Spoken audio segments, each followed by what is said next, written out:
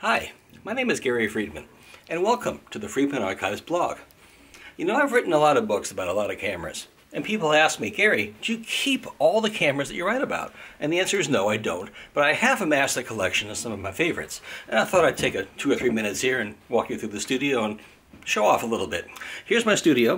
It's nothing very complex. It's just a window shade from IKEA and a couple of Alien Bees flashes. Doesn't take much. Most of my prized possessions are here on display. Now, for those of you who have seen my YouTube video regarding the 10 best Minoltas, you'll recognize these right away. These are some of them. I got a lot of flack a long time ago for that video because I did not include this camera. This camera being the X700. Extremely popular camera, but I didn't think it was one of the 10 best, so I didn't include it. What else is here? XE7, SRT202. This camera goes to 11. This is the Minolta XK motor. It's got a 3.5 frame per second motor permanently attached to the body and another 10 AA batteries below that just to drive the motor. Really big, really heavy. This is a camera that my dad had when he was in the Army. I never heard the brand before. It uses a really unique type of film, which I've yet to find. Anyway, it still sort of works, kind of. Behind the contacts here is my favorite camera from the Soviet Union, my Zenit. A couple of Ricos, Contax K1000, and my favorite technology of the 1970s, the SX70 camera. Now, of course, these are all the museum. My working equipment, I got a handful of lenses. I got a handful of camera bodies. You never know which one you're going to need. I also have another minor collection over here. These are some of the autofocus bodies from Minolta and Sony. This is the Alpha 100, the 700, the 7, the 9. This one here, the Maxim 9000. This was the best autofocus camera in the world when it was introduced in 1988. And I got some interesting accessories for this I want to show you.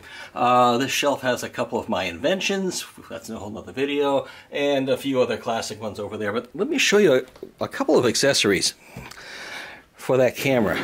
Let's see here. Well, I'm going to get sidetracked here for a second. I got a Minolta XK without the motor, still works. Maxim 7D.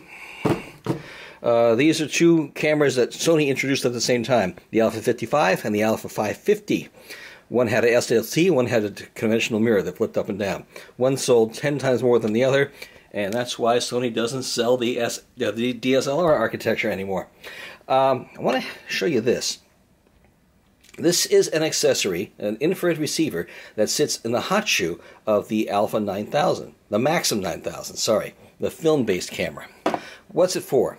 You use it in conjunction with this. This is a Minolta Flash Meter 4, but this meter has 2 extra buttons in the back. How's that used for? Well, here's how it works. Let's say you're a wedding photographer, and what you're doing is you have your camera on a tripod, you got a whole group of people in the shade, and you want to be able to meter for them. So you hold the meter in front of the person in the front row, and then what do? Well, you run back to your camera, and you tell the camera the f-stop and shutter speed that the meter recommends, and then you take the picture. But what if you didn't have to run anymore? What if you could just take the meter reading, and then turn the meter around, and then press the top button, which transmits the f-stop and shutter speed to the camera by infrared, and then the second button, which then takes the picture for you. No more running back and forth. Genius! Minolta did a lot of really cool stuff like that. What else can I show you? They got a tilt-shift lens, which the purists will say is not obsolete, but everybody else will. A couple lenses that was, oh yeah, the portrayer filters. I bought these from David Kilpatrick, the editor of Cameracraft magazine. Can you imagine having a filter which softens only the skin but doesn't touch anything else?